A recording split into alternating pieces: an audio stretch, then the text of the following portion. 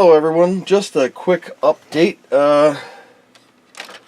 Yeah, the Amiga 2000 is going to be down for the count for a couple days. I am going to be replacing the CPU socket. When I did the battery mod from Amiga, it didn't look too bad on the top. I did have a little bit of corrosion, which I covered in the first video I did when I dug it out of storage.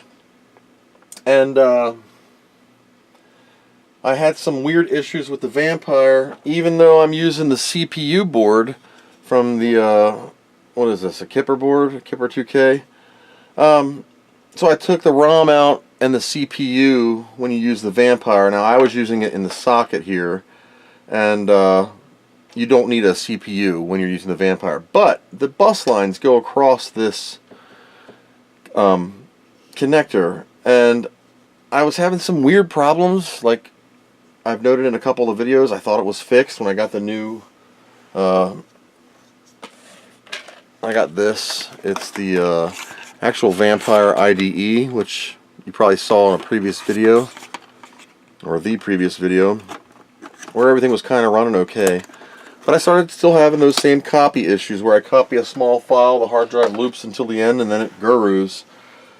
So I started going over the board a little better. I took everything apart, and I figured, well, maybe it's because the Vampire V2 is not official for the Amiga 2000. It is for the 500. So I put it in this slot, and nothing happened. Like, nothing. The HDMI wouldn't come up, nothing. So I left the power supply hanging out, and I put the ROM back in. I put, this is the 6810, I put this, the CPU back in the socket, and I got a yellow screen, then a yellow purple, and then nothing. I could jiggle this around a little bit, like raise it up a little bit, and sometimes wiggling it back in, I would get it to seat. I finally got the ROM to show up, the 314 ROM, and if I set the CPU back in the socket, once again it failed. So I put that CPU on the riser card for the Vampire, stuck it in the accelerator slot, and lo and behold, it boots fine. But I was still having some weird issues. So with all the bus lines, these dark green here, going across, I'm not 100% sure, but I've seen some other people, very few, by the way, who do Amiga 2000s, a lot of 1200 stuff. So we're going to desolder this. I'm going to get the board out, and we're going to just do some capacitors. I did order from Amiga that came in. Thank you guys. A capacitor kit, full color instructions as what goes where. Although upon further inspection, a lot of these caps look like some cheap Chinese knockoffs. And I already had a massive stack of Radio Shack electrolytics before they went out of business, so I kind of stocked up on different packs of various capacities, and like a, you know, here's a 7 UF, just random stuff, a lot of 1000, 100, 65, 33, 22s, 10s, different microfarads, so I can have an assortment of different caps. And I'm just going to start going through this sucker and do a total cap refreshment. In order to do that, there are a couple good things that you need to get, and one of them is a decent soldering iron. Now, I do have the Sure workstations up here.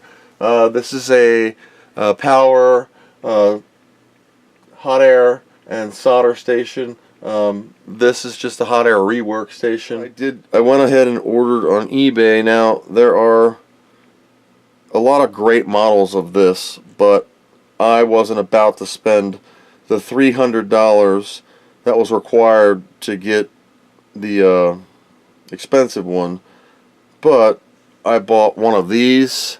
They're the hot air, or not the hot air, the soldering gun that kind of you press the button on the front right there, and it has a vacuum and it sucks it out. And this one was $118. So it should be here shortly, or hopefully by the time shortly after I post this quick update. But that's not why I'm doing this video. Right now I'm just letting you know the Amiga's going to be down.